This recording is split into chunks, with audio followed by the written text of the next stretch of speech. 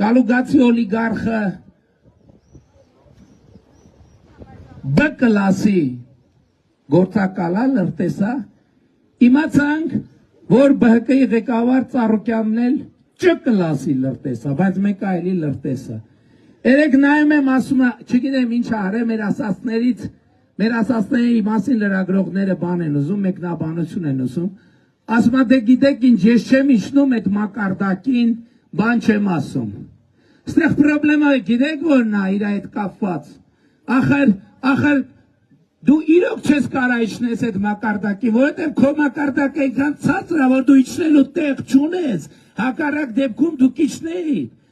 Իջնելու համար դու պետքա գետինը մտնես, այսինքն գետնի վրա պետքա չերևաս, որովհետև քո մակարդակը պլինդուսի ցածր է։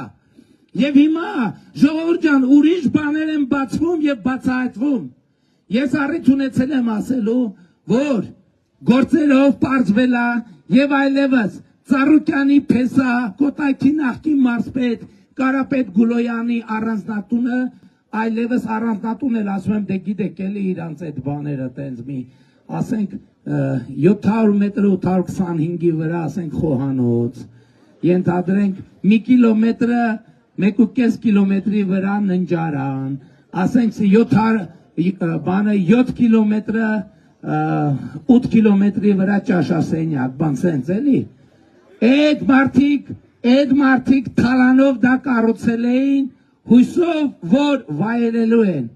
վայելելու են, բայց ոչ թե իրենք, այլ Հայաստանի Հանրապետության ժողովուրդը, որովհետև դա այլևս հիմա վերջնական անշրջելիորեն Հայաստանի Հանրապետության ժողովրդի սեփականությունն է, բայց այդ Գուլոյան, Ծառուկյան, մաֆիան դեռ նոր պտի իր հատուցմանը հասնի, եւ ես ինչպես 2021 թվին ձեզ խոստացա, որ Զանգեզուրի պղնձամոլիբդենային կոմբինատի հետ կապված պրոցեսներ են լինելու, հիմա ձեզ ուղիղ ասում եմ, շատ շուտով Ծառուկյան ԲՀԿ ղեկավարի բիզնես ողնաշարը Արարատի ցեմենտի գործարանը լինելու է պետական եւ պատկանելու է Հայաստանի Հանրապետությանը,